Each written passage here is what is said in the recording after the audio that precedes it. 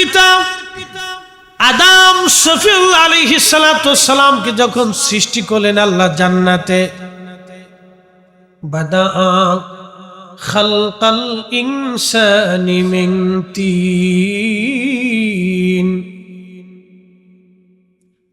মানব জাতির সৃষ্টির সূচনাটা আল্লাহ মাটি থেকে করলেন। সুম্মা জাআলা নাসলাহু মিন সুলালাতিন মিন মাইন মাহিন, বংশ বিস্তার করলেন।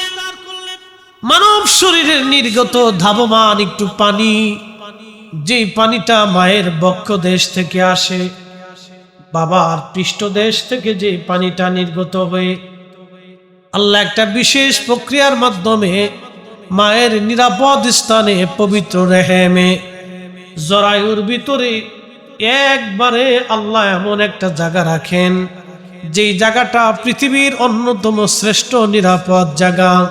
একবার জোরে বলা যাবে কে মারহাবা।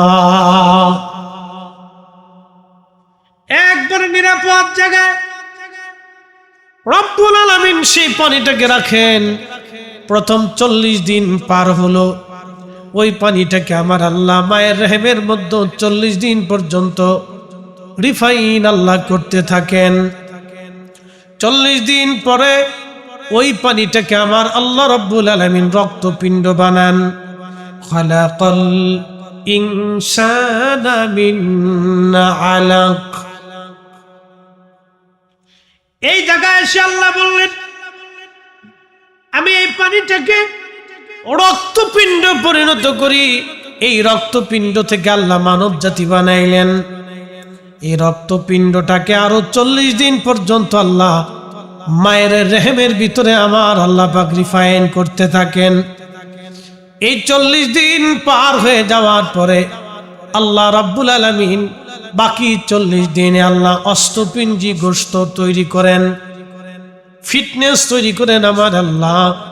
এই বাকি 40 দিন পর্যন্ত আল্লাহ মায়ের পেটের ভিতরে আমার বডিটাকে আল্লাহ রিফাইন করতে থাকেন। 40 দিন 120 দিন পার হয়ে যাওয়ার পরে মানব দেহের মধ্যে আল্লাহ রাব্বুল আলামিন রূহ ফুঁকায় দেন। রূহের জগৎ থেকে আল্লাহ এই রূহ নামক ইঞ্জিন খানা আমার আল্লাহ মায়ের পেটের ভিতরে আমার আপনার বডির মধ্যে আল্লাহ ফিট করে দেন। একবার জোরে বলা যাবে কি আল্লাহু আকবার? না না, আরো জোরে বলেন আল্লাহু আকবার। তাহলে বলেন জিকির হবে কার? না না, একসাথে বলেন কার? ইবাদত হবে কার? সেজদা হবে কার? আইন মানবো কার? বিধান মানবো কার? তাহলে একসাথে জোরে বলেন তো আল্লাহু আকবার। কুরবানি হবে কার জন্য? নামাজ হবে কার জন্য? জিন্দেগি কার জন্য? হায়াত কার জন্য? মৃত্যু কার জন্য? সব কিছু হবে আল্লাহর জন্য, আল্লাহর। কারণ আমি কিছুই ছিলাম না। আল্লাহর কোরআন বলতেছে কাইফা তাকফুরুনা বিল্লাহি ওয়া কুনতুম আমওয়াতা।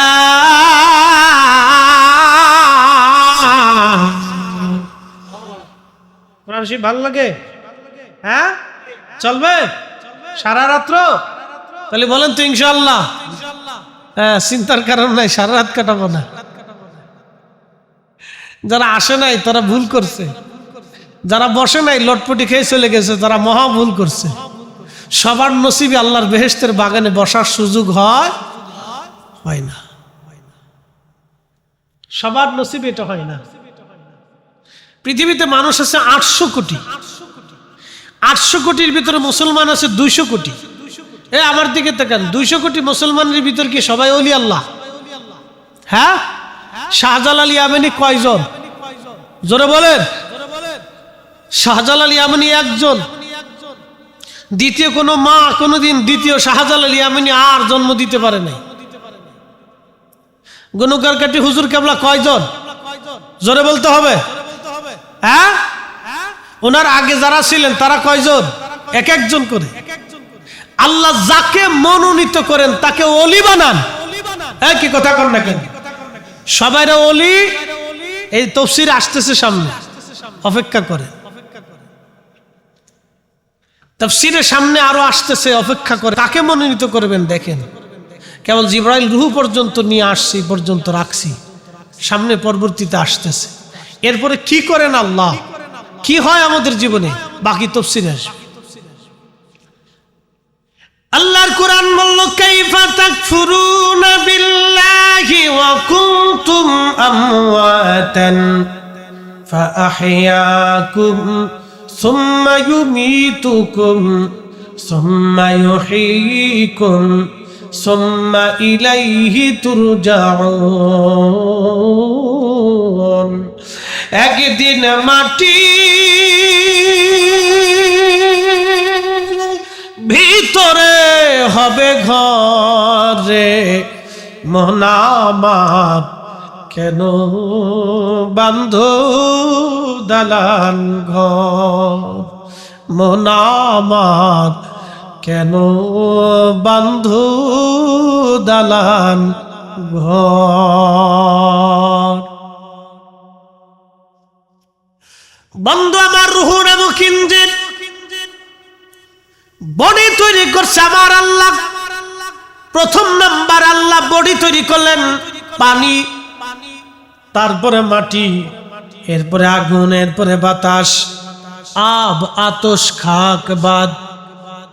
হুজুর গাউসে পাক মহিউদ্দিন আব্দুল কাদের জিলানী রাহমাতুল্লাহ আলাইহি সিররুল আসরারের মধ্যে তিনি লেখেন, আল্লাহ চারটে পদার্থ দিয়ে মানব জাতি বানাইলেন, আব, আতশ, খাক, বাদ। আগুন, পানি, মাটি, বাতাস। আগুন, পানি, মাটি, বাতাস। আগুন, পানি, মাটি, বাতাস। মানুষ শুধু মাটির তৈরি না, এটা ভুল কথা। আল্লাহ বলেন, ওয়াবাদা খালকাল ইনসানি মিন তিন, আমি মাটি থেকে মানব জাতির সূচনা করেছি।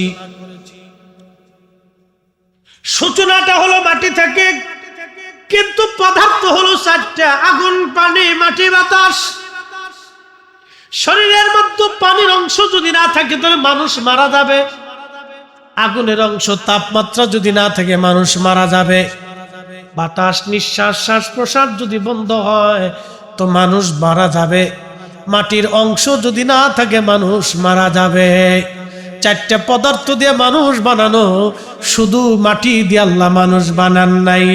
চার রঙের মশলা দিয়া, চার রঙের মশলা দিয়া যে কইরাছে তোর গঠন, চার রঙের মশলা দিয়া। আগুন, পানি, মাটি, বাতাস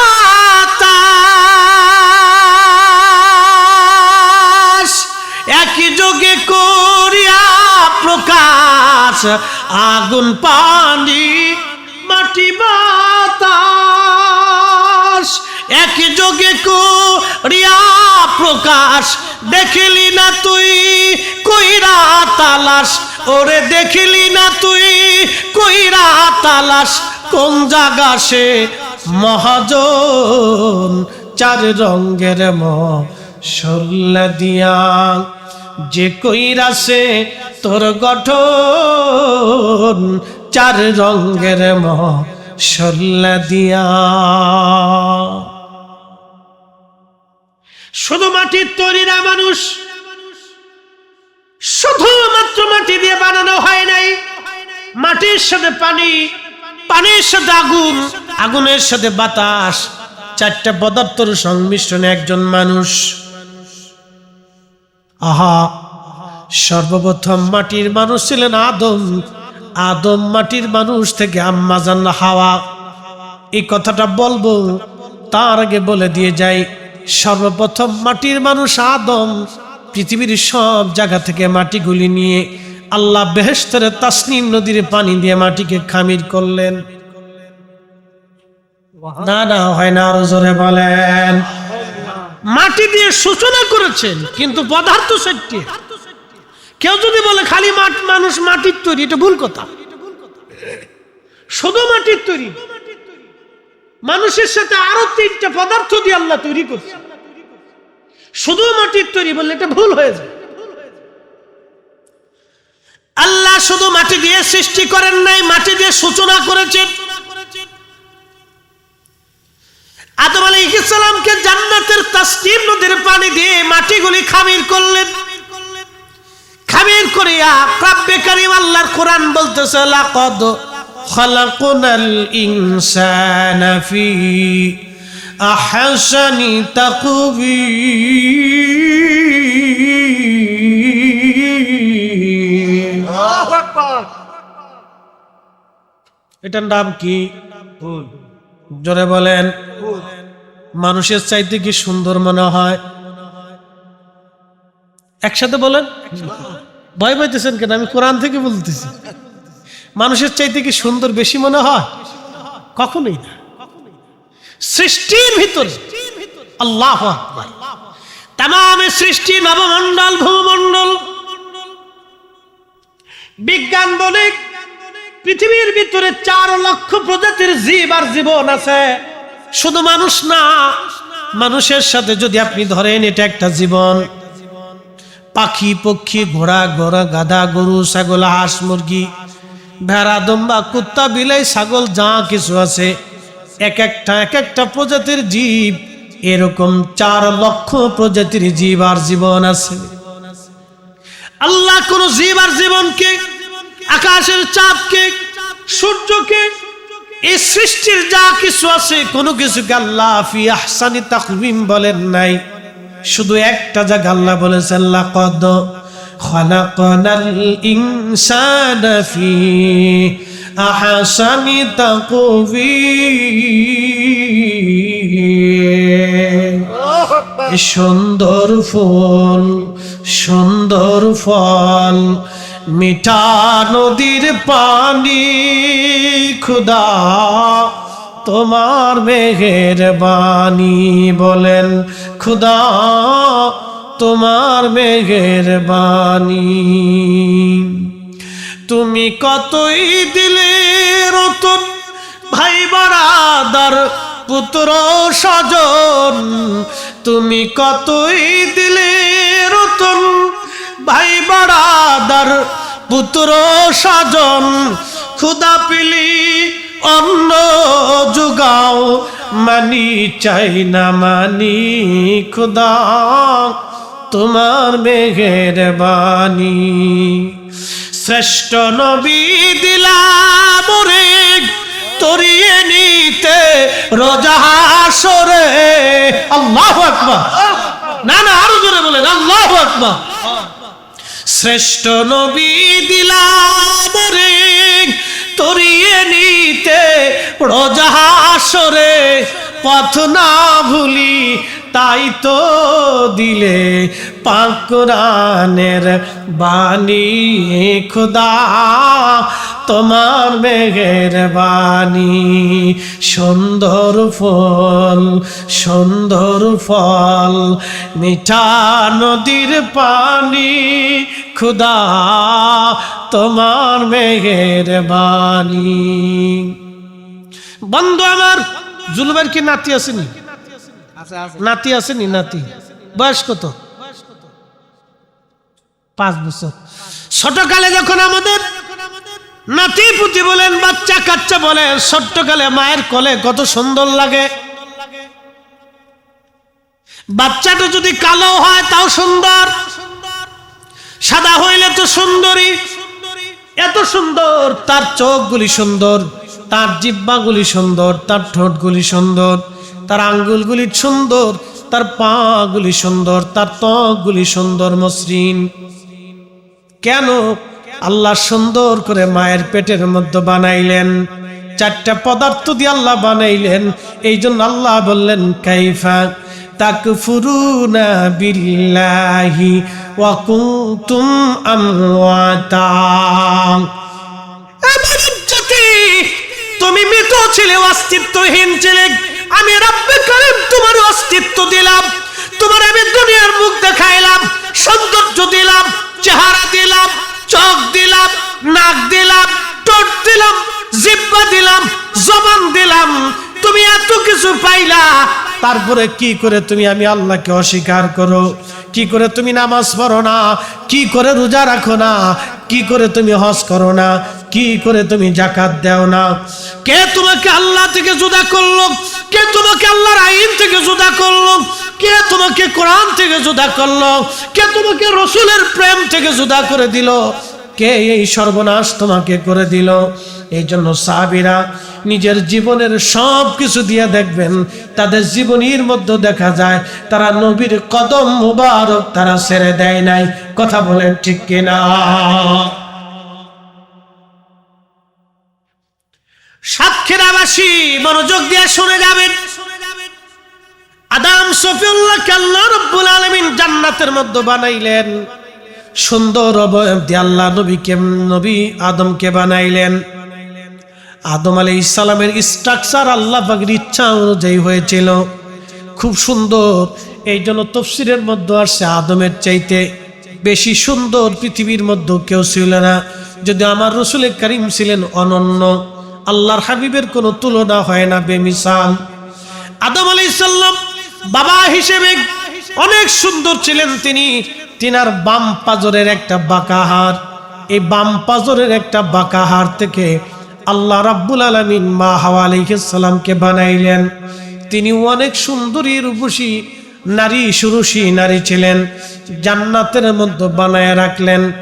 বানায়া রাখার পরে আদম আলাইহিস সালাতু ওয়াস সালাম জান্নাতের মধ্যে ঘুম থেকে উঠার পরে দেখলেন সুরুষী রূপসী একজন সুন্দরী মহিলা দেখা যায়, একেবারে ওনার মতোই কিন্তু নেগেটিভ। হযরত আদম নবী উপর থেকে ঢাকনা থেকে কাপড় উঠাইতে গেলেন, মাথার ঢাকনা থেকে কাপড় উঠাইতে গেলেন। আল্লাহ ডাক দিলেন, আদম অপেক্ষা করো, তোমার জন্য একটা শরীয়ী কাজ বাকি আছে। বলে আল্লাহ সেটা কি? বলে তোমার আর তোমার স্ত্রী আদমের বিয়ে পড়াইতে হবে। বলে আল্লাহ বিয়ে কি? বলে ফেরেশতারা যাচ্ছে। জিবরাইল আমিন আসলেন, আরো অন্যান্য ফেরেশতা মণ্ডলী নিয়ে। ইজাব কবুল হয়ে গেল, বিয়ে থা হয়ে গেল, দেনমোহর ধার্য করবেন। আদম আলাইহিস সালামকে হযরত জিবরাইল বলেন, নবী গো, আপনি কিছু দেনমোহর আপনার স্ত্রীকে প্রদান করেন। বলে দেনমোহর কি? বলে আপনার স্ত্রীর আপনার পক্ষ থেকে আপনার স্ত্রীর জন্য কিছু মহারণা, কিছু অর্থ করি আপনি ধার্য করে দেন। হযরত আদম নবী বললেন, জিবরাইল আল্লাহর বাড়ি খায়, আল্লাহর বাড়ি ঘুমায়, আমি দেনমোহর কোথায় পাবো? আদম আলাইহিস সালাতু ওয়াস সালাম ডাক দিয়ে বললেন, ও জিবরাইল, আমি আল্লাহর বাড়ি খাই, আল্লাহর বাড়ি ঘুমাই, আল্লাহর জান্নাতে থাকি, আমার নিজস্ব কোনো তো অর্থ করি নাই। তখনই আল্লাহ ডাক দিলেন, জিবরাইল আমার আদমকে বলো, আমার আখিরি নবী রাহমাতুল লিল আলামিন, সাইয়্যিদুল কাউনাইন ওয়াস সাকালাইন, ইমামুল মুরসালিন, হাবিবুল্লাহ প্যারা মেহবুব নবীর শানে আমার আদম যদি 3 বার মতান্তরে 11 বার দুরূদ শরীফ পড়ে যদি আমার আদম তার স্ত্রীকে মহারানা দিয়ে দেয়, আমি আল্লাহর পক্ষ থেকে এটাই হালাল হয়ে যাবে। আমি আল্লাহ এটাই আদমের জন্য বিধান করে দিলাম, তার স্ত্রী তার জন্য হালাল হয়ে যাবে। আদমকে বলো আমার নবীর উপরে 11 বার মতান্তরে 3 বার দুরূদ শরীফ পড়ে আমার আদম যেন তার স্ত্রীকে মহারানা দিয়ে দেয়। একবার জোরে বলা যাবে কি আল্লাহু আকবার? নারা আরো জোরে বলেন আল্লাহু আকবার। এজন্য নকশবন্দিয়া মুজাদ্দিদের সিলসিলায় দুরুদের গুরুত্ব বেশি। এই কথা কন না কেন? নকশবন্দিয়া বলেন, মুজাদ্দিদে বলেন, এই দোনো সিলসিলার ভিতরে দুরুদের বিরাট বড় প্রাধান্যতা আছে, বিরাট বড় প্রাধান্যতা। দুরূদ শরীফের বিরাট বড় প্রাধান্যতা, কারণ মানব জাতির সৃষ্টির সূচনার দেনমোহর ছিল নবীর দুরূদ শরীফ দিয়া। আল্লামা ইমাম আবুল ফারাজ ইবনুল জাওজি তার 900 বছর আগের কিতাবে এই ঘটনা লিখেছেন।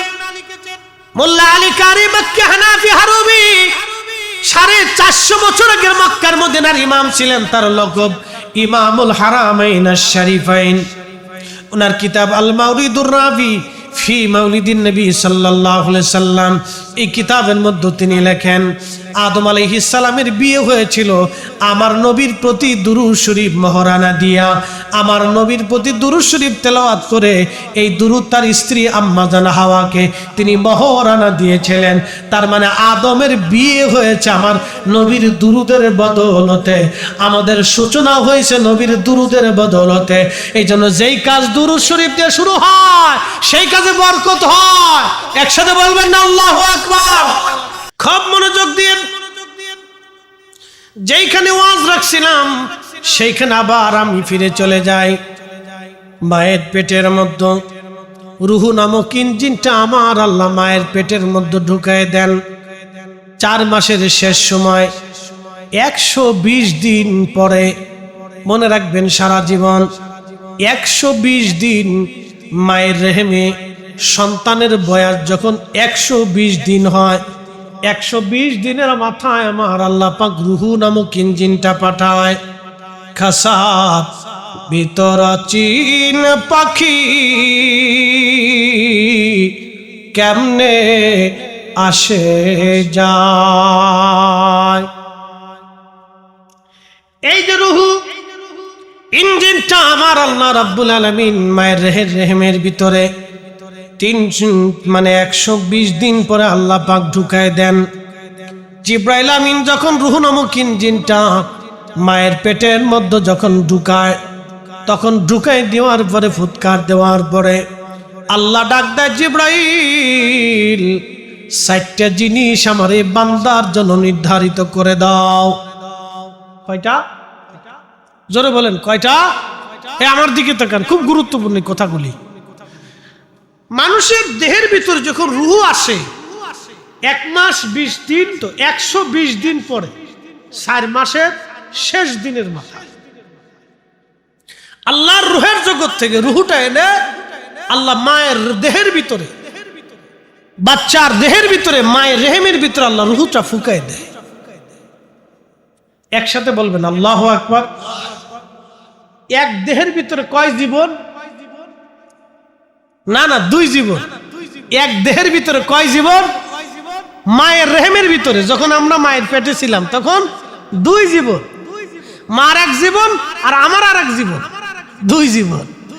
এক পেটের ভিতরে একসাথে 2 জীবনের খাবার, 2 জীবনের নিঃশ্বাস, 2 জীবনের পানি, 2 জীবনের অক্সিজেন, 2 জীবনের নাইট্রোজেন, হাইড্রোজেন, যা যা প্রয়োজন যিনি ব্যবস্থা করছেন তিনি কে? জিকির হবে কার? দোয়া কার কাছে? মনে রেখেন সারা জীবন। প্রিয় সাতক্ষীরাবাসী, ওই রুহু যখন মায়ের পেটের মধ্যে চলে আসলো, মায়ের পেটের মধ্যে রুহু আসার পরে জিব্রাইলকে আল্লাহ বলেন, জিব্রাইল 4টা জিনিস তুমি মার ওই বান্দার জন্য নির্ধারিত করে দাও। 1 নম্বর হায়াত, আমি আল্লাহর পক্ষ থেকে সেটা নির্ধারিত করে দাও। 1 নম্বর হায়াত, সে কখন কোন অবস্থায় কোন জায়গা মারা যাবে আল্লাহ ছাড়া কেউ জানে না। চিৎকার মেরে জোরে বলবেন আল্লাহু আকবার। ওয়ামা তাদরি নাফসুন বিআইয়ি আরদিন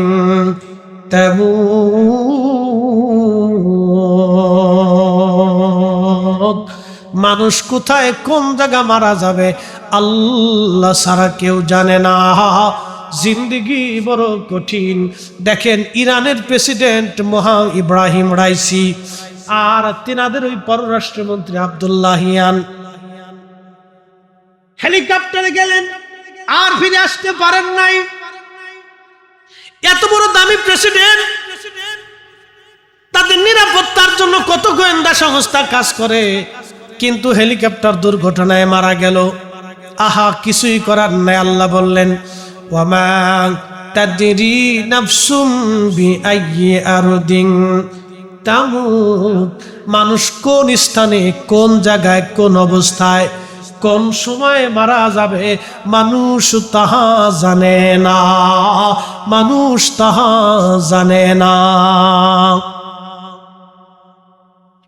কেউ বলতে পারবে না পররাষ্ট্রমন্ত্রী কি প্রেসিডেন্ট কি সেনাপ্রধান কি পারমাণবিক বিজ্ঞানী কি রাশিয়ার প্রেসিডেন্ট কি আমেরিকার প্রেসিডেন্ট কি জাতিসংঘের মহাসচিব, পৃথিবীর বড় বড় বড় বড় জ্ঞানী বিজ্ঞানী ডক্টর চিকিৎসা বিজ্ঞানী যারা নোবেল পেল, তারাও পর্যন্ত আজরাইল থেকে বাঁচতে পারবে না। আল্লাহর কোরআন বলল, কুল ইন্নাল মাউতাল্লাযী তাফিরুনা মিনহু ফাইন্নাহু মুলাকীকুম।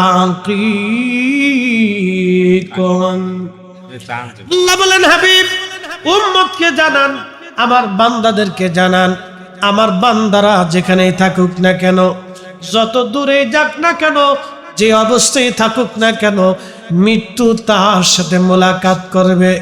সে মরণ থেকে যতই পালাক, মরণ থেকে পালানো রাস্তা নাই। আমার পীর মুর্শিদ এই জন্য শেষ রাত্রে একটা গজল গাইতেন, জিন্দেগি তোর যাইরে ফাঁকি দিয়া রে সোনার জিন্দেগি তোর যায় ফাঁকি দিয়া। ও আদমরি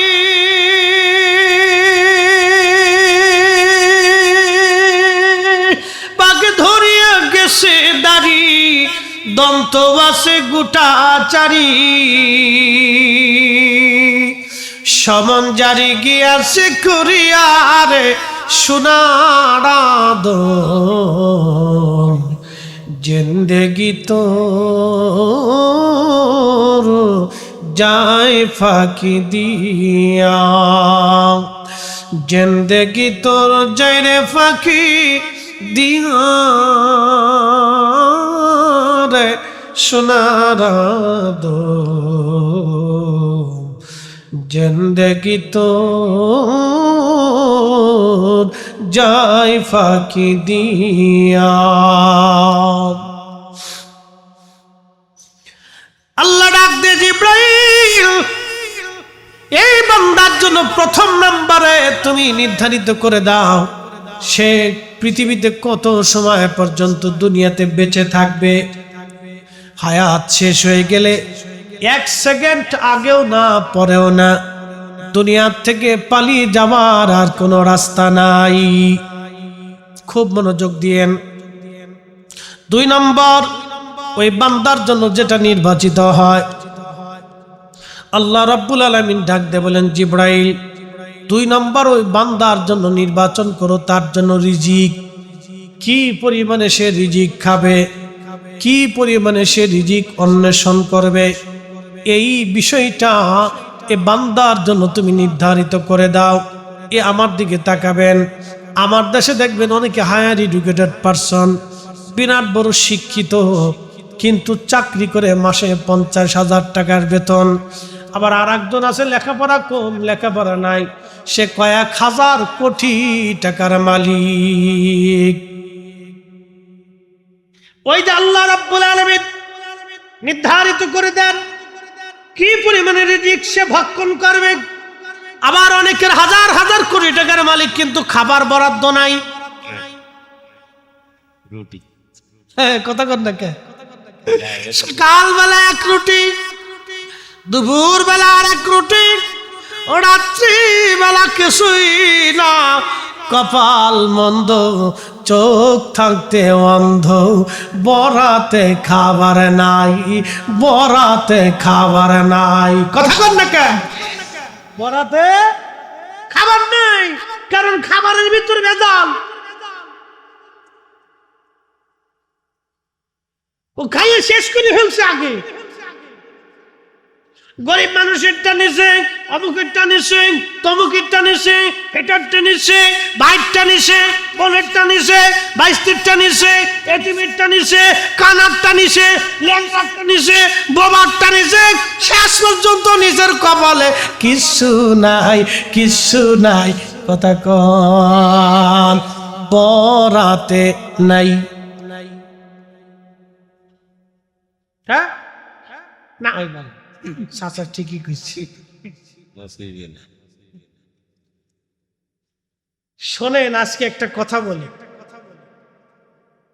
যারা মানুষ হত্যা করে তাদের চোখ থেকে আল্লাহ ঘুম কেড়ে নেয়, তারা ঘুমাইতে পারে, তাদের অন্তর থেকে আল্লাহ শান্তিকে কেড়ে নিয়েছে, কোনো কাজে তারা শান্তি পায় না, অশান্তির মধ্যে ভুগতে থাকে, নানান বিভিন্ন রোগে অসুখে যন্ত্রণা ফন্ত্রণা কাটতে থাকে, শেষ পর্যন্ত যন্ত্রণা কাটাইতে না পেরে বোতল সার মুড়ি দাও। বোতল সারে চিনছেন আপনারা? বোতল সা 2 ঢোক মাইরে দিয়ে পরে বউরে মা কয়, ছেলেরে এই বিয়াই কয়, মায়ের শাশুড়ি কয়, মানে যা পায় তাই কয়, কি যে কয় নিজেও কইতে না, শান্তি দেয়। বোতল সার মুড়ি দেয়, ঘুমাইতারে না, ঘুম কেড়ে নিয়ে যায়, এটা বাস্তবতা। যারা মানুষ হত্যা করে আল্লাহ তাদের অন্তর থেকে চোখ থেকে ঘুম কেড়ে নেয়। যারা মানুষের হক নষ্ট করে আল্লাহ তাদের অন্তর থেকে সুখ কেড়ে নিয়ে, সে কখনোই শান্তি পাবে না। ঠিক বললো ঠিক, না ঠিক বললো ঠিক। যারা করে তাদের কাছে জিজ্ঞেস করেন সুখে আছেন না, শান্তি নেই, শান্তি নেই। আল্লাহ আমরাও অনেক ভালো রাখছে, একসাথে বলেন আলহামদুলিল্লাহ। শুইলে ঘুম এসে যায়, কথা কন না, জোরে বলেন। শুইলে কি আসে? ঘুম এসে যায়।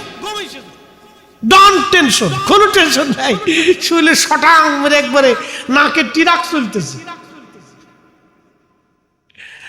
বন্ধু আমার, শান্তি আলা বিযিক্রিল্লাহি তাতমাইন্নুল কুলুব।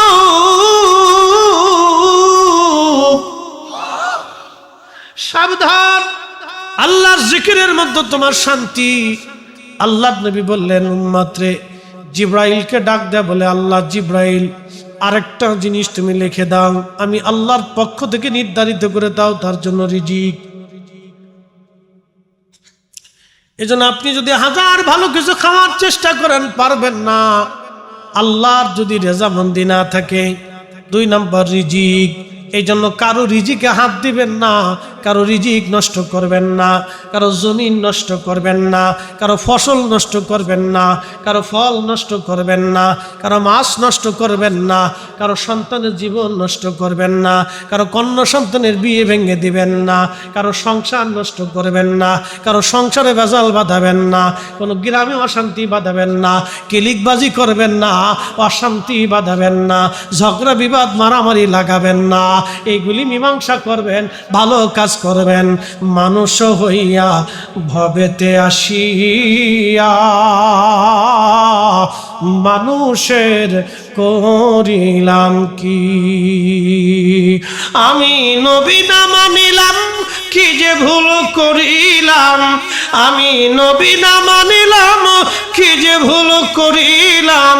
ভস্মে ঢালিলাম ঘি, মানুষ হইয়া ভবেতে আসিয়া মানুষের করিলাম কি? মানুষ হইয়া ভবেতে আসিয়া মানুষের করিলাম কি? 3 নম্বর ইজ্জত। 3 নম্বর কি? ইজ্জত। বুঝছেন নি আপনারা? সম্মান।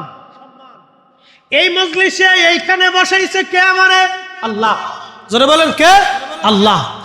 ইমামের এই মুসল্লিতে দাঁড়া করাইলেন আল্লাহ, চেয়ারম্যান যিনি বানাইলেন তিনি আল্লাহ, সমাজের নেতৃস্থানীয় ব্যক্তি যারে বানাইলেন আল্লাহ, সমাজের সর্দার বানাইলেন আল্লাহ, মাতুব্বর বানাইলেন আল্লাহ, পয়সাওয়ালা বানাইলেন আল্লাহ, আপনাকে ওসি ডিসি এসপি সেনাপ্রধান মেজর জেনারেল এইগুলি ব্রিগেডিয়ার কর্নেল ক্যাপ্টেন এইগুলি বানাইলেন আমার আল্লাহ। আল্লাহ আল্লাহ আল্লাহ আল্লাহ ডাক দিয়ে বলে, জিবরাইল 3 নম্বর আমার বান্দার জন্য নিযুক্ত করে দাও ইজ্জত। আমি আল্লাহ তার ইজ্জত দিলাম। এই জন্য কোরআন আল্লাহ আবার অপশন রেখে দিলেন, কুলিল্লাহুম্মা মালিকাল মুলকি তুতিল মুলকা মান তাশাউ ওয়া তানজিউল মুলকা মিম্মান তাশাউ ওয়া তুইজ্জু মান তাশাউ ওয়া তুদিল্লু মান তাশাউ। হুজুর আপনি বলে দেন মুলকের মালিক আমি আল্লাহ, যাকে খুশি আমি আল্লাহ ইজ্জত ওয়ালা বানাই, যার কাছ থেকে খুশি আমি আল্লাহ ইজ্জত ছিনাই নেই, যারে খুশি রাজত্বের মালিক বানাই, যার কাছ থেকে খুশি আমি আল্লাহ রাজত্ব ছিনাই নেই। যাকে খুশি আমি রাজত্ব দেই, যার কাছ থেকে খুশি রাজত্ব ছিনাই। 2 দিন আগে ইরানের প্রেসিডেন্ট ইব্রাহিম রাইসি, আজকে আবার একজন নতুন, কি কথা কর না কে? 2 দিন আগেও তিনি প্রেসিডেন্ট, আজকে একজন নতুন। রাজত্ব কার হাতে? জোরে বলে। রাজত্ব আল্লাহর হাতে। ছিনিয়ে নেন তিনি, দিয়ে দেন তিনি, যাকে খুশি তাকে বানান, যার কাছ থেকে খুশি তাকে ছিনিয়ে নেন। প্রিয় উপস্থিতি, খুব মনোযোগ দিয়ে যান, খুব বুঝে বুঝে যাবেন। এই জন্য কারো ইজ্জতে হাত দিবেন না, কারো সম্মান নষ্ট করার চেষ্টা করবেন না, কারো নিন্দা মন্দ গীবত তোহমত গাইতে থাকবেন না। এইগুলি থেকে আল্লাহ আমাদেরকে হেফাজত করুক। সকলে আওয়াজ তুলে বলেন আমিন। 4 নাম্বার হচ্ছে আমল। 4 নাম্বার কি? নেক আমল। আমল আমল আল্লাহ যারে খুশি তারে ওলি বানায়, আবার যারে খুশি তারে আমার আল্লাহ বেঈমান বানায়। আমল জিবরাইল তুমি নির্ধারিত করে দাও এই লোকটা আমল কি হবে। আল্লাহর নবী বললেন লোকটার আমল দেখবা তোমরা।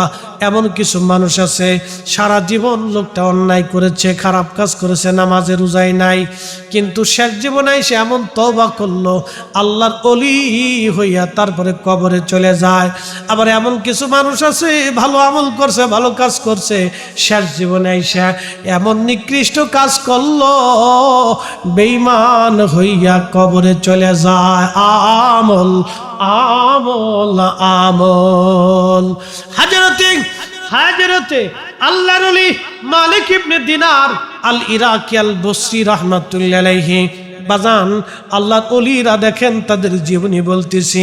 হযরত মালিক ইবনে দিনার আল ইরাকি উনি প্রথম জীবনে মদ পাইছিলেন, মদ পান করতেন, খারাপ কাজ করতেন, ট্যাক্স আদায় করতেন। 2 নম্বরই ব্যবসা ছিল তার, 1 নম্বর হালাল কাজ জীবনে করেন নাই। মালিক ইবনে দিনার বলতেছেন 1 বছর আমি আমার মই কদরের রাত্রিবেলা, আবার কেউ বলছেন বরাতের রাত, যেটাই হোক না কেন কদরের রাত্রিবেলা আল্লাহর বান্দা বসে বসে বসে বসে মদ পান করতেছে। মালিক ইবনে দিনার রাহমাতুল্লাহ আলাইহির ছোট্ট মেয়েটা দৌড়ায় এসে মালিক ইবনে দিনার রাহমাতুল্লাহ আলাইহির সামনে এসে ওই যে মদের গিলাসগুলি ধাক্কায় ধাক্কায় ফেলে দিতে লাগলেন। ছোট্ট মেয়ের আমল দেখে, এই কাজ দেখে মালিক ইবনে দিনার বলতেছেন আমার কাছে এত ভালো লাগলো, এই কাজটা খুবই ভালো লাগলো, কিন্তু পরের বছরে আমি আবার লাইলাতুল কদরের রাত্রিবেলা মদ পান করি। একটু চিন্তা করেন, কদরের রাত্রিবেলা যেই মুসলমান মদ পান করে এর চাইতে নিকৃষ্ট মুসলমান আর দুনিয়াতে নাই। কি কথা কর না কেন? একবারে নিকৃষ্ট বাজে যে কদরের রাত্রিবেলা মদ খাইতেছে, তো পরের বছরে আবার মদ খাইতেছে, কিন্তু এই বছর উনি মদ পান করা অবস্থা কাঁদতেছিলেন। তো বলতেছেন আমি কাঁদতে লাগলাম এই জন্য, গত বছর আমার মেয়েটা ছিল, আজকে 1 মাস আগে আমার মেয়েটা দুনিয়ার থেকে কবরে চলে গেছে, আজকে মেয়েটা আমার সামনে নাই। আমি আমার ছোট্ট মেয়েটাকে খুব আদর করতাম, আর আমার মেয়েটাও আমাকে ছাড়া কখনো থাকতো না, ঘুমাইতো না, আমার কোলেই ঘুমাইতো, বাসায় আসলে আমার সাথে সবসময় সময় কাটাইতো, আমার কাঁধে কোলের পিঠে চড়ে ঘুরে বেড়াইতো। মেয়েটা আমার সঙ্গ ছাড়তো না। আজকে মেয়েটা মারা গেছেন, মেয়ের শোকে আমি অস্থির হয়ে গেলাম, মদ পান করে ওই অবস্থায় ওইখানেই আমি ঘুমিয়ে পড়লাম। আল্লাহর ওলি মালিক ইবনে দিনার বলেন কদরের রাত্রিবেলা ওই অবস্থায় ওইখানে আমি ঘুমাইলাম, ঘুমিয়ে পড়ার পরে স্বপ্ন দেখলাম হাসরের মাঠ কায়েম হয়ে গেছে। বিরাট বড় মাঠ, কোটি কোটি মানুষ এই মাঠে, শুধু কান্না চিৎকার দৌড়াদৌড়ি, কেউ কারো দিকে তাকায় না। নবী বললেন, আমার উম্মত রে, হাসরের মাঠের 3টা জায়গায় সন্তান বাবাকে চিনবে না, বাবা সন্তানকে চিনবে না, মা ছেলেকে চিনবে না, ছেলে মাকে চিনবে না, বন্ধু বন্ধুকে চিনবে না, কেউ কারো পরিচয় দেবে না, কেউ কারো দিকে তাকানোর সময় পাবে না, সবাই পেরেশান থাকবে, চিন্তিত থাকবে। এই 3টা জায়গা ওই দাউদ মুহাম্মদুর রাসূলুল্লাহ সাল্লাল্লাহু আলাইহি ওয়াসাল্লাম আমার পেয়ারা নবী ছাড়া এই সময় আর কেউ কাছে আসতে পারবে না। চিৎকার করে জোরে বলেন আল্লাহু আকবার। এই জন্য কাজী নজরুল লিখেছেন, শ্রেষ্ঠ নবী দিলাম রে তরিয়ে নিতে রোজ হাসরে, পথ না ভুলি তাই তো দিলে পাক কুরআনের বাণী, খোদা তোমার মেহেরবানি। আল্লাহর নবী বললেন, 3টা জায়গা সন্তান মাকে চিনবে না। প্রথম নাম্বার হলো মিজানের পাল্লা। আমার দিকে তাকাবেন, 3টা জায়গার কোন কোন জায়গা আমাদের জানার দরকার। 1 নাম্বার হলো মিজান পাল্লা, যেখানে বদি এবং নেকির পাল্লা ওজন করা হবে। আল্লাহর নবী বললেন, ডাক দিবে আব্দুল করিম, লাব্বাইকি ইয়া রাব্বাল আলামিন, আসো, তোমার নেকি এবং গুনাহর পাল্লা ওজন করা হবে। ঠিক ওই সময় নেকি এবং গুনাহর পাল্লা ওজন করার সময় আল্লাহু আকবার, প্যারা নবী বলতেছেন, উম্মত রে, ওই সময় ওই লোকটা দুনিয়ার আর কারো কথা মনে রাখবে না। ওই সময় যারা ওই অবস্থার জন্য দাঁড়ায় থাকবে, তাদেরও দুনিয়ার কারো কথা মনে থাকবে না, কেউ কারো দিকে তাকাইবে না। সবার একটাই চিন্তা, আজকে কি নেকের পাল্লা ভারী হবে না গুনার পাল্লা ভারী হবে?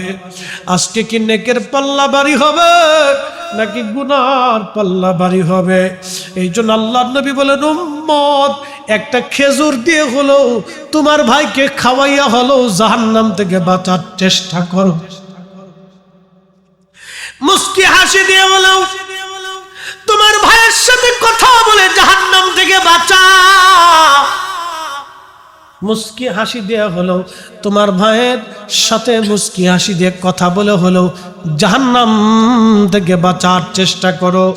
আল্লাহর নবী বলেন, উম্মত রে, এই জায়গা সন্তান মাকে ভুলে যাবে, মা সন্তান ভুলে যাবে, বন্ধু বন্ধুর কথা মনে থাকবে না, প্রতিবেশী প্রতিবেশীর কথা মনে থাকবে না, বড় কঠিন পরিস্থিতির শিকার হয়ে যাবে। আপনাদেরকে আর একটু বুঝাই দিয়ে যায়, আপনি সুদের কারবারি করলেন, ঘুষের কারবারি করলেন, করার পরে 50-100 কোটি টাকার মালিক হলেন। মালিক হয়ে যাওয়ার পরে আপনি আপনার স্ত্রীর জন্য সুন্দর একটা মনোরম বাড়ি বানাই দিলেন। ওই বাড়িতে আপনি থাকেন, কিছুদিন পরে ডাক দেয়া বলেন, বিবি রে, আমি তোমার জন্য একটা সুন্দর বাড়ি বানাইলাম, তোমার সুখের জন্য আমি সুন্দর করে এই সুদের কারবারি করলাম, ঘুষের কারবারি করিয়া আজকে কোটি কোটি টাকার মালিক হইয়া আঙ্গুল ফুলে কলা গাছ হইলাম। স্ত্রীরে আমার মন চায় আমি আরেকটা স্ত্রী গ্রহণ করব, আমি আরেকটা বিয়ে করবার চাই, সুন্দরী একটা বেডি আমার পছন্দ হইছে, আপনার প্রথম বউ মনে হয় মাইনে নেবে।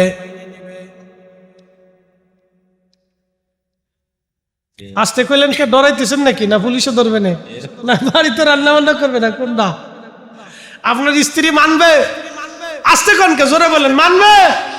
তো দুনিয়াতে যদি আপনার স্ত্রী আর এক স্ত্রী গ্রহণ করতে না দেয়, যে স্ত্রীর জন্য সুদ খাইছেন, ঘুষ খাইছেন, কিয়ামতের ময়দানে ওইটা খুঁজে পাবেন কেমনে? বুঝে তারপরে কবরে যায়, বুঝে তারপরে কবরে যায়। আপনি আরেকটু বলি, ডোন্ট মাইন্ড, যুবকরা তোমরা মনে কিছু নিও না, আমি বাস্তবতা থেকে বলতেছি। একজন বাবার বয়স যদি 55 বছর হয়, 55, তার ছেলের বয়স 25 অথবা 27, ওই 55 বছর বয়সে তার স্ত্রী মারা গেছেন।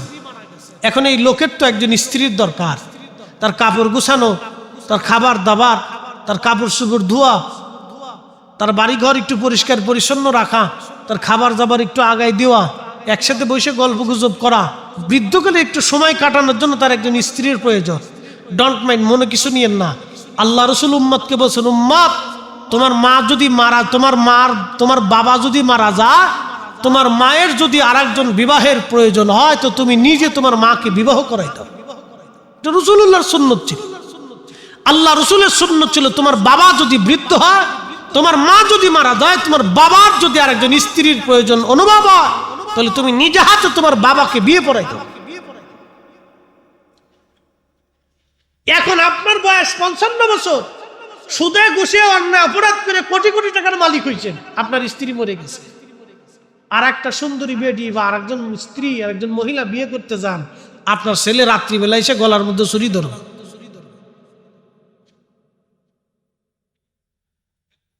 ঠিক আসতে গেল ঠিক, জোরে গেল ঠিক, করে দেখেন গে। হ্যাঁ, ডাইরেক্ট অ্যাকশন, আমি বাকি ঝুঁকি করতেছি না, যা করে দেখেন কে। যদি ছেলে গলার মধ্যে ছুরি না ধরছে রাত্রিবেলা, তো হাতে ছুরি পড়বো গরিব হাত দিয়ে। হ্যাঁ, যেই সন্তানের জন্য আপনি এত জীবন পরিশ্রম করেছেন, ও আপনার 5 বছরের সুখ মানবে না। অতএব আল্লাহর কোরআন মেনে যান। আল্লাহর কোরআন বলছে সন্তানের জন্য আর সম্পদের মোহে তুমি অন্যায় করিও না, তুমি আল্লাহর জিকির থেকে দূরে সরে যাইও না। তুমি যদি সরো, তুমি ধ্বংস হবে, তুমি ভুল করবে। এজন্য মানব জাতির উচিত সন্তান আর সম্পদের চিন্তা করিয়া অন্যায় না করা, অপরাধ না করা এবং গুনাহের কাজ না করা, আল্লাহ থেকে জুদা না হওয়া। কথা কোন ঠিক না বেটি? বুঝে তারপরে বাড়িতে বাস্তবতা থেকে বলে গেলাম, কাজ হবে না, কাজ হবে। আরে হয়েছে, এক মাস থেকে আরেক মাসে যাওয়া যায় না। প্রিয় উপস্থিতি, খুবই মনোযোগ দিয়ে শুনবেন। হযরত মালিক ইবনে দিনার রাহমাতুল্লাহ আলাইহির কথা বলছিলাম। মালিক ইবনে দিনার রাহমাতুল্লাহ আলাইহি, মালিক ইবনে দিনার রাহমাতুল্লাহ আলাইহি, তিনি ওই যে বিরাট বড় মহেশ্বরের মাঠ, এই মাঠের কথা বলতে যা বলছিলাম, 3 জায়গা কেউ কারো কথা মনে রাখবে না, কিন্তু আল্লাহর হাবিব উম্মতকে ভুলবে না। একবার জোরে বলা যাবে কি মারহাবা? আহা, আল্লাহ রাসূল বলতেছেন, উম্মত রে, 1 নম্বর মিজানের পাল্লা, এই জায়গা কেউ কারো কথা মনে থাকবে না। 2 নম্বর আমল নামা ডান হাতে না বাম হাতে। যখন হাসরবাসীদেরকে ডাক দিয়ে আল্লাহ বলবেন, আসো, এখন তোমাদের হাতে আমল নামা দেওয়া হবে। আমল নামা যাদের ভালো, সামনের থেকে তাদের আমল নামা দেওয়া হবে। আমল নামা যাদের খারাপ, পিছন দিক থেকে আমল নামা দিয়ে দেওয়া হবে হাতে।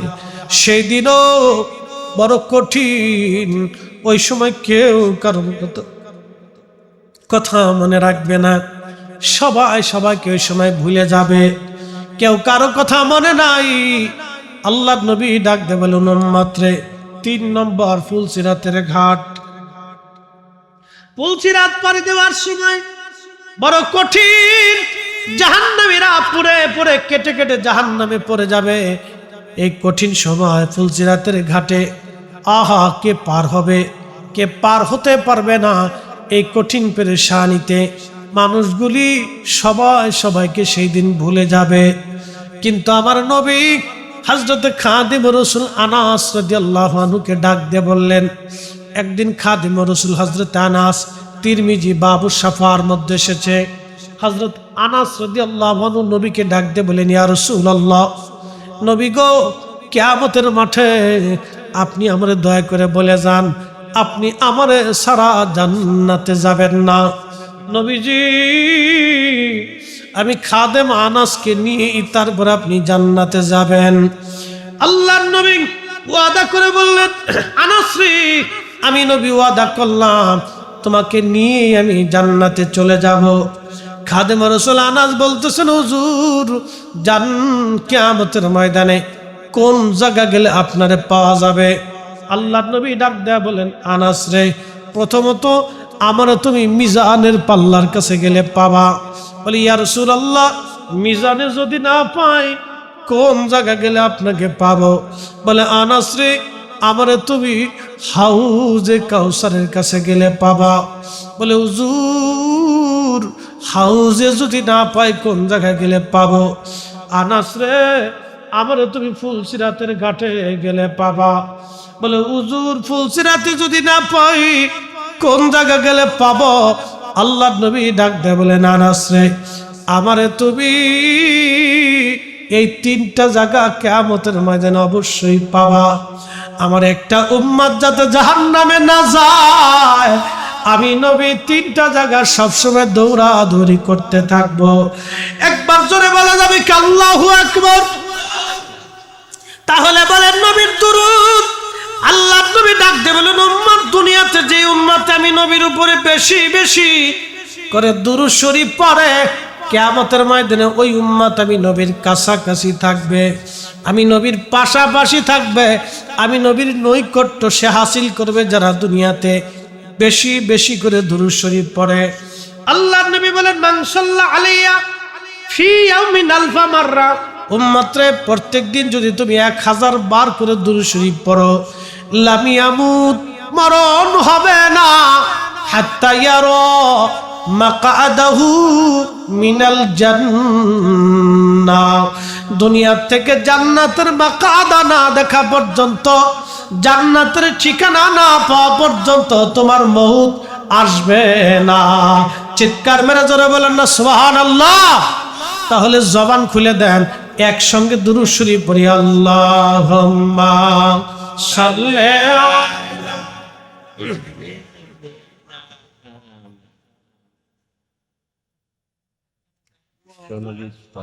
আলা আলি সাইয়্যিদিনা।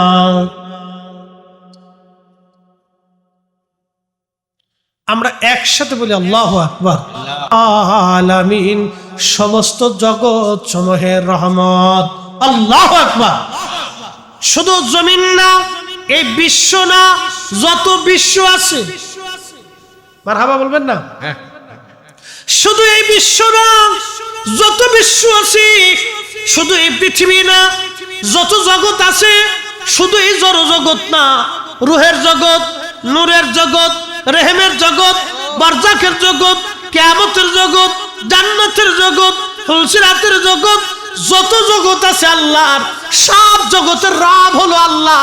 আলহামদুলিল্লাহি রাব্বিল আলামিন। এই জন্য বিশ্ব নবী বললে নবীজির শানে বেমানান হয়, বরখেলাপ হয়, বেমানান হয়। আল্লাহ বলছেন রাহমাতুল লিল আলামিন, আর আমি আল্লাহ রব্বুল আলামিন। আল্লাহ ডাক দে হাবিব আমি রব্বুল আলামিন, আপনি রহমাতুল লিল আলামিন। আমি মালিকি ইয়াউমিদ্দিন, বিচার দিনের মালিক আমি আল্লাহ। আর আপনি নবী হলো আসা আইয়াবা আসাকা রাব্বুকা মাকামাম মাহমুদা। আপনি নবী শাফিউল মুজনিবিন, আমি মালিক ইয়াউমিদ্দিন। আপনি নবী শাফিউল মুজনিবিন, আমি আল্লাহ কিয়ামতের মাঠের বিচার দিনের মালিক। আর আপনি নবী হলেন ওই দিনের সুপারিশ করনেওয়ালা। আমি নবী হারশে আজমওয়ালা, আপনি নবী মাকামে মাহমুদওয়ালা। আমি আল্লাহ হলাম আরশেওয়ালা, আপনি নবী মাকামে মাহমুদওয়ালা। একসাথে বলবেন না মারহাবা? নারায়ে তাকবীর, নারায়ে রিসালাত, নারায়ে রিসালাত। আমার জনাব মাওলানা জহুরুল ইসলাম ফরিদী সাহেব জিন্দাবাদ জিন্দাবাদ। ওরে রাহমাতুল লিল আলামিন, আপনি উম্মতের জাবিন, গুনাহগারের অতি আপনজন। আল্লাহর নবী নূরের নবী, আপনি আমার জীবনের জীবন। আবার বলি আল্লাহ হলো রাব্বুল আলামিন, আমাদের নবী রাহমাতুল লিল আলামিন। আল্লাহ হলো মালিক ইয়াউমিদ্দিন, আমাদের নবী শাফিউল মুজনিবিন। আল্লাহ হলো আরশেওয়ালা, আমাদের নবী মাকামে মাহমুদওয়ালা। আল্লাহ হলো ক্ষমা করনেওয়ালা, আমাদের নবী সুপারিশ করনেওয়ালা। আর আল্লাহ হলো আল্লাহ হলো আল্লাহ, আর আমাদের নবী হলো হাবিবুল্লাহ। আল্লাহ হলো রহিম, আমাদের নবীও রহিম। আল্লাহ হলো রহমানুর রহিম, আর আমাদের নবী বিল মুমিনিনা রাউফুর রহিম। আল্লাহু আকবার। আল্লাহ রাব্বুল আলামিন তার রাসূলকে এত ইজ্জত দিলেন, বিশ্ব নবী বললে আমার নবীর ইজ্জতের হানি হয়, সম্মানের হানি হয়। আমার নবীর কথাটা একেবারে নবীর ইজ্জতে বেমানান হয়ে যায়। এই জন্য আল্লাহ যতগুলি রকম দিয়েছেন হাবিবুল্লাহ, এই হাবিবুল্লাহ আমাদের বোঝা দরকার। হাবিবুল্লাহ আল্লাহর বন্ধু। আজ থেকে 900 বছর কষ্ট হইতেছে আপনাদের? 15 মিনিট চলবে? হ্যাঁ, আর 15 মিনিট হবে ইনশাআল্লাহ। বলে একসাথে বলি তো আল্লাহু আকবার, বলি না ইয়া রাসূলুল্লাহ।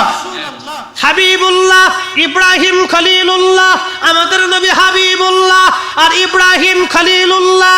আল্লামা ইমাম কাজী আয়াজ আল মালিকি আজ থেকে 900 বছর আগে একখানা কিতাব লিখলেন, কিতাবুশ শিফা। এই শিফার ব্যাখ্যা করেছেন আল্লামা ইমাম মোল্লা আলী কারি, শরহে শিফা। এই দুইটা কিতাবের মধ্যে লেখা হয়েছে। আল্লামা ইমাম সুফাজি নাসিমুর রিয়াদের মধ্যে লিখেছেন আল্লাহু আকবার।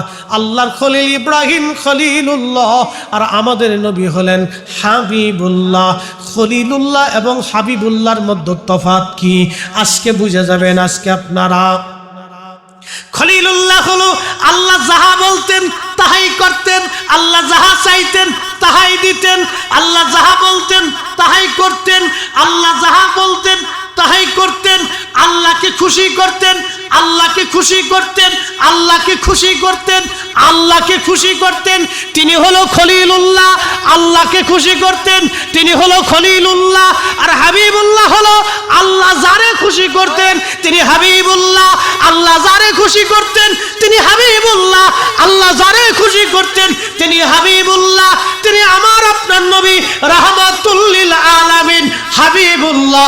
চিৎকার মেরে বলেন হাবিবুল্লাহ, হাবিবুল্লাহ। আরো জোরে বলেন হাবিবুল্লাহ, আরো জোরে বলেন হাবিবুল্লাহ, হাবিবুল্লাহ, হাবিবুল্লাহ, হাবিবুল্লাহ, হাবিবুল্লাহ।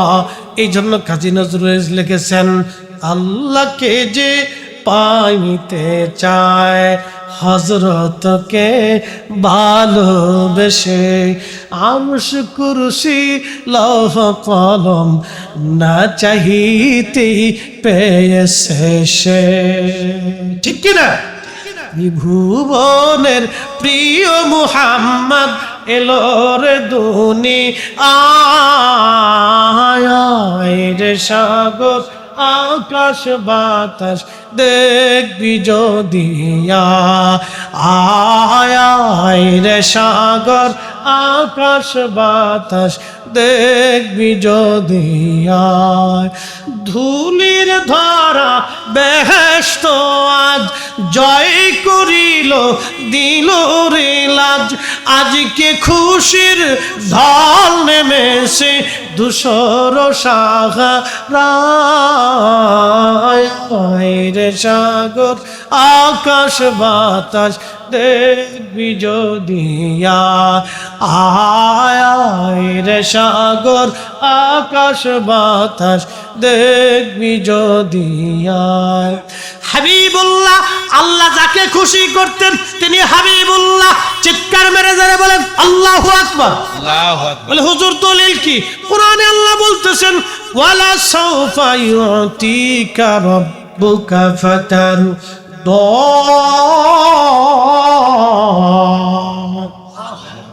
আল্লাহ ডাক দেখে, হাবিব আমি অচিরে আপনাকে খুশি করব, সন্তুষ্ট করব, রাজি করব। বন্ধু চিন্তার কারণ নাই, নবী চিন্তায় পেরেশান। আল্লাহর নবীজি চিন্তায় পেরেশান, আমার উম্মতের হায়াত কম, নেকি হবে কম, জান্নাতে যাবে সবার, আমার উম্মতের হায়াত কম, নেকি কম, আমার উম্মত কি করে জান্নাতে সবার আগে যাবে? ঠিক তখনই আল্লাহ সূরা কদর নাজিল করে বলেন, ইন্না আনজালনাহু ফি লাইলাতিল কদরি ওয়া মা আদরাকা মা লাইলাতুল কদর লাইলাতুল কদরি খায়রুম মিন আলফি শাহর। নবী আপনি চিন্তা করবেন না, আপনার উম্মতের জন্য এমন একটা রাত্র দিয়ে দিলাম লাইলাতুল কদর, এক রাত্রি ইবাদত করলে 1000 মাসের চাইতেও দামি হবে। সুবহানাল্লাহ বলা যায়। এটা কি আমাদের গুণে না নবীর গুণে?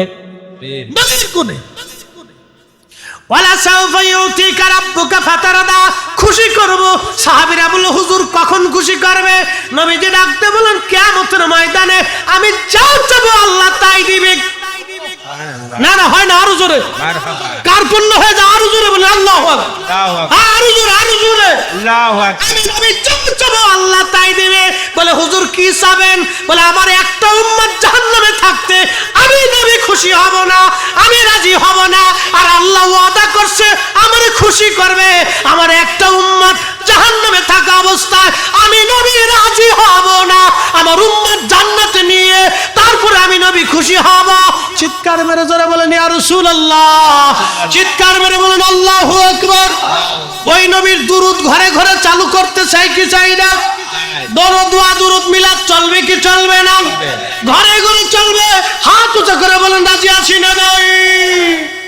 নারায়ে তাকবীর, নারায়ে তাকবীর, নারায়ে রিসালাত, নারায়ে রিসালাত, নারায়ে গাউসিয়া। আল্লাহ। জনাব মাওলানা জহুর ইসলাম ফরিদি সাহেব। হক কোরআন পড়ো, হাদিসে পড়ো, ফুটাও সুন্নিয়ত, ভালোবাসো আল্লাহ রসুল আহলে বায়াত, ভালোবাসো আল্লাহ রসুল আহলে বায়াত। কোরআন পড়ো, হাদিসে পড়ো, ফুটাও সুন্নিয়ত, ভালোবাসো আল্লাহ রসুল আহলে বায়াত, ভালোবাসো আল্লাহ রসুল আহলে বায়াত। সেই পথে চলো আশিক তোমরা, যে পথে চলেছে সাহাবারা। সেই পথে চলো আশিক তোমরা, যে পথে চলেছে সাহাবারা। ধন্য হবে মানব জীবন, ধন্য হবে মানব জীবন, পাবে নবীর শাফায়াত। ভালোবাসো আল্লাহ রসুল আহলে বায়াত, ভালোবাসো আল্লাহ রসুল আহলে বায়াত। কোরআন পড়ো, হাদিসে পড়ো, ফুটাও সুন্নিয়ত, ভালোবাসো আল্লাহ রসুল আহলে বায়াত, ভালোবাসো আল্লাহ রসুল আহলে বায়াত। আল্লাহুম্মা সাল্লি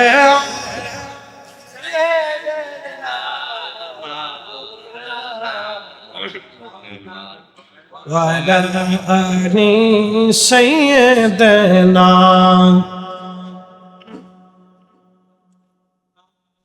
বন্ধুগণ আমার, এজন্য বিশ্ব নবী রসুলের শানে শব্দটা বেমানান। এই ব্যবহারটা কেন করার দরকার? আল্লাহ নিজে লকব দিলেন রহমাতুল লিল আলামিন, ইয়াসিন, তোহা। এরকম আল্লাহ নবীর 500 লকব আছে, 500 লকব আছে আমার নবীর। আল্লামা শেখ আব্দুল হক মুহাদ্দিস দেহলভী মাদারিজুন নবুওয়াতের মধ্যে তিনি লেখেন, আমার আল্লাহর নবীর 500টা লকব আছে। এত সুন্দর সুন্দর লকব বাদ দিয়া খালি বিশ্ব নবীকে চিল্লানোর দরকারটা কি? হ্যাঁ, দরকার নাই তো। কত সুন্দর সুন্দর লকব আল্লাহ নিজে দিয়ে দিছে, আপনি সেই লকবে ডাকেন না। প্রিয় রাসূল কারীমের অনেক শানওয়ালা শব্দ আল্লাহর কোরআনে আছে, হাদিসে আছে, এগুলিতে ডাকেন। এগুলো আবি চাবি বলার তো দরকার নাই। আল্লাহ রসুল, আল্লাহর হাবিবের অনেক শান, অনেক চমৎকার চমৎকার সম্মানসূচক শব্দ আছে, আপনি এগুলি বলুন। শোনেন, রসুলের উম্মতের ইজ্জত বাড়ে নবীর কারণে, আমাদের কারণে কিন্তু রসুলের দাম বাড়ে না, নবীর কারণে আমাদের দাম বাড়ছে। কথা কন নাকি, ঠিক কিনা?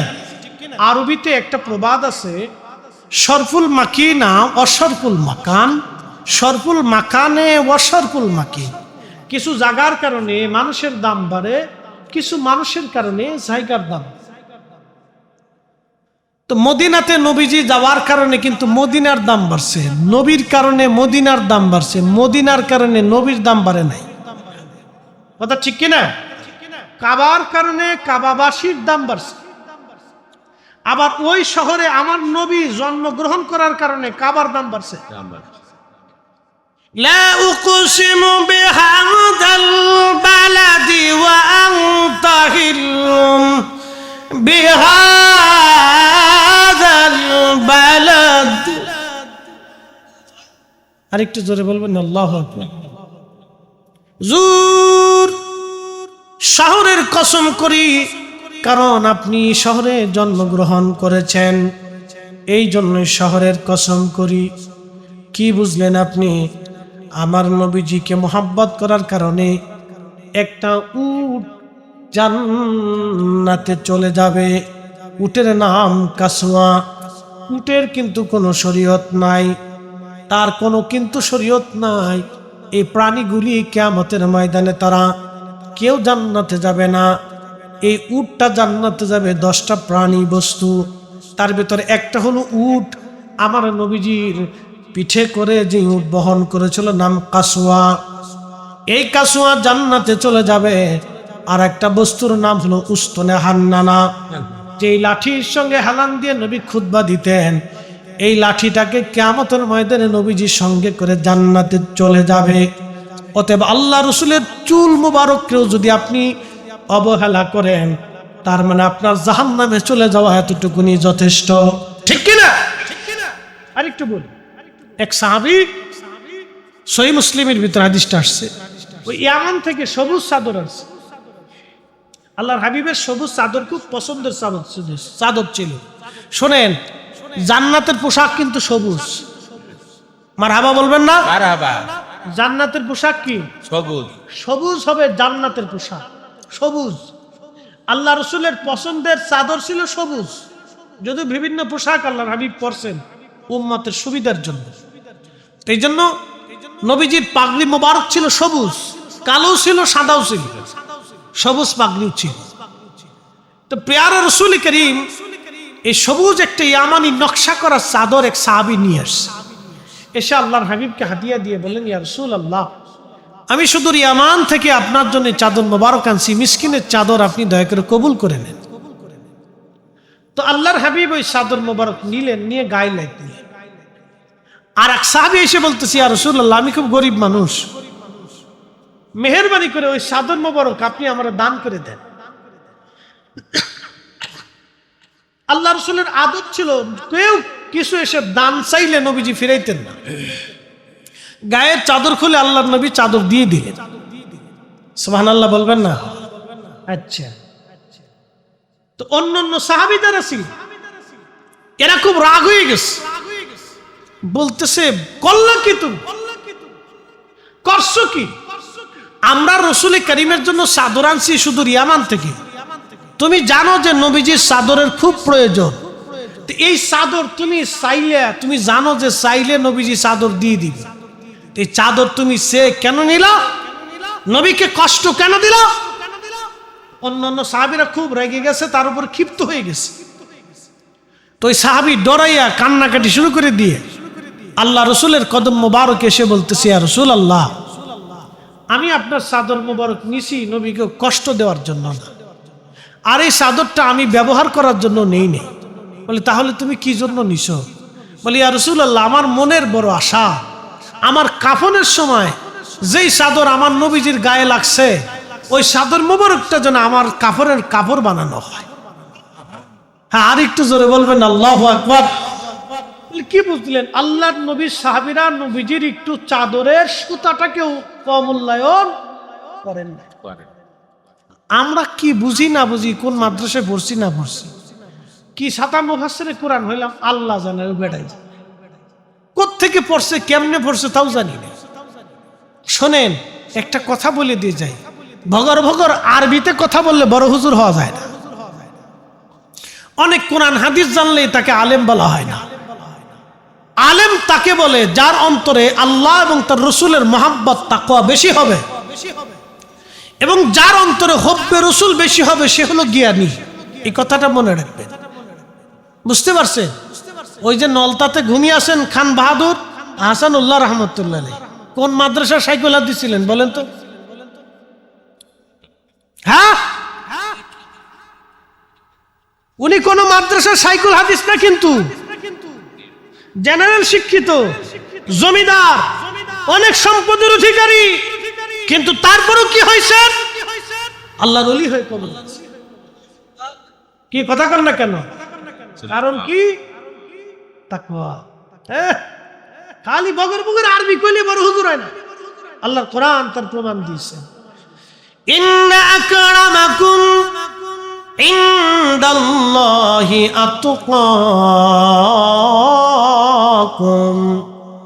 নিশ্চয় আল্লাহর কাছে তার দাম বেশি যার অন্তরে তাকওয়া বেশি। কি কথা বলেন ঠিক কিনা? আল্লাহর ভয় যার অন্তরে বেশি তার দাম বেশি। মালিক ইবনে দিনারের কথাটা শেষ করে দিয়ে যায়।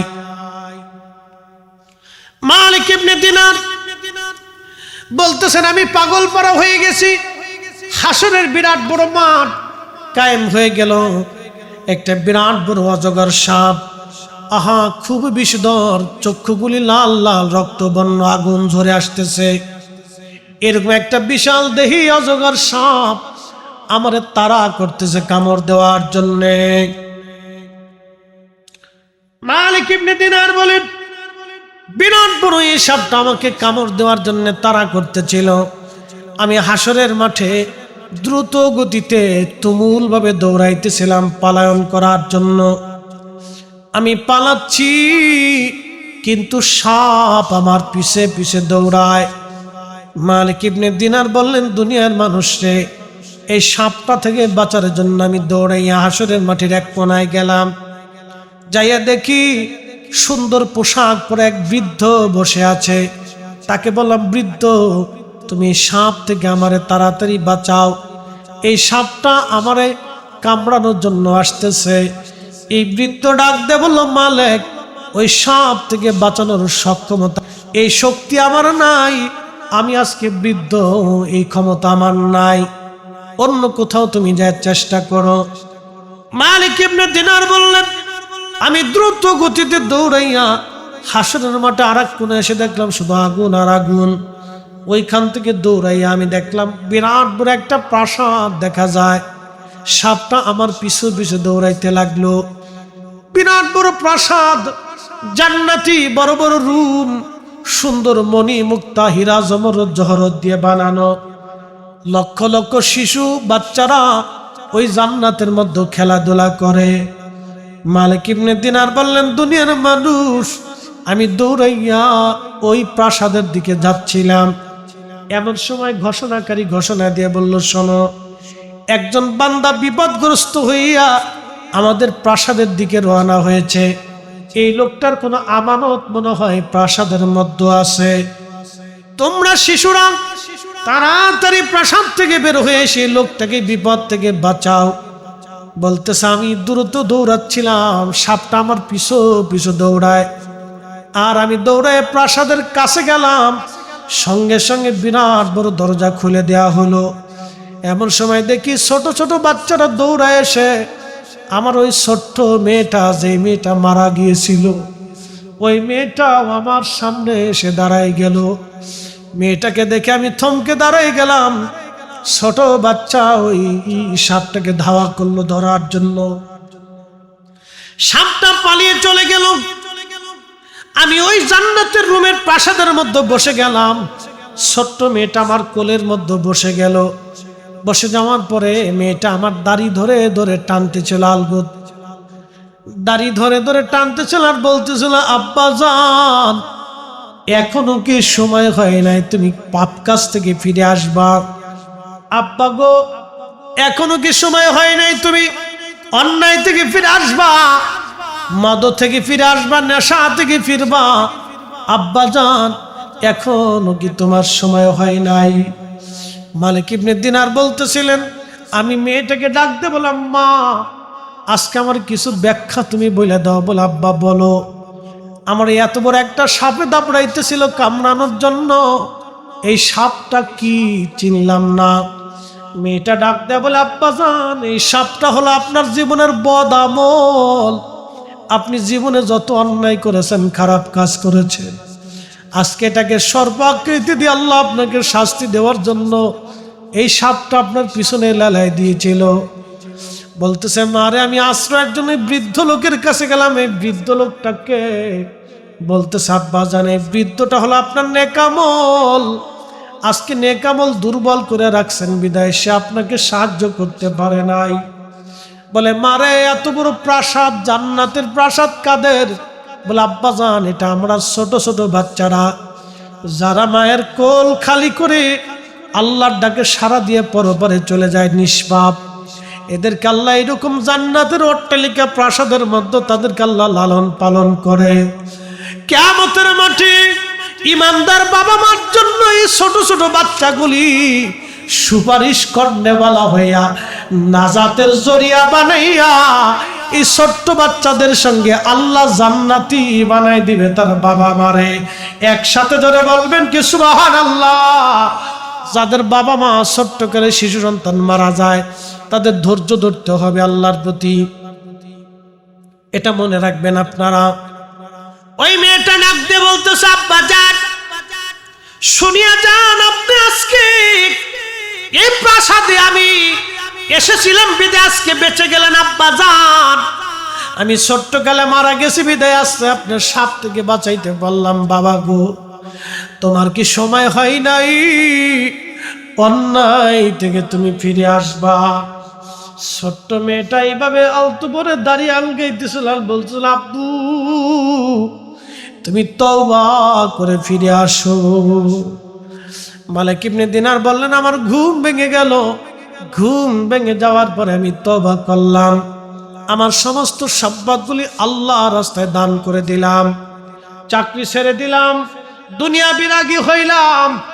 আমি দুনিয়া বিরাগী হইয়া আল্লাহ পাওয়ার জন্য দুনিয়ার সব সংসারের মোহ ত্যাগ করে দিয়ে আমি তওবা করিয়া আল্লাহ পাওয়ার জন্য আমি দিক দিগন্তরে ঘুরে ঘুরে বেড়াইতে লাগলাম।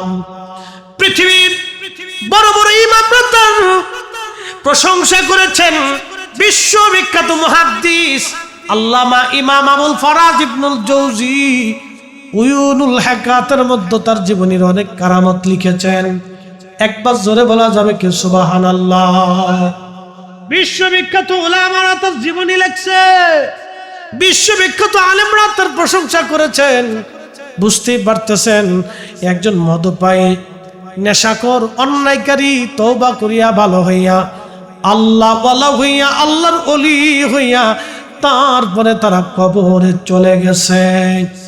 সাক্ষীরা বাসী, এই জন্য আমাদেরকে ফিরে আসতে হবে আল্লাহর দিকে, আল্লাহর দিকে ফিরে আসা লাগবে, আল্লাহর দিকে। এই জন্য আল্লাহ রসুল বললেন, জিব্রাইল তুমি বান্দার নির্দিষ্ট করে দাও কে আমলওয়ালা হবে, কে বদকার হবে, তুমি লিখে দাও। এই জন্য আল্লাহ আমাদের বুলন্দি নসিব, আল্লাহ আমাদের জন্য আমল লিখে দিয়েছেন। এই জন্য আমরা আল্লাহর ওলিদের মুহিব্বিন হইছি, আল্লাহর ওলিদের পথে আমরা পরিচালিত হয়েছি। আল্লাহর কোরআনে নবীর সুন্নাহের বিধানে আমাদের জীবন চলে আসলো।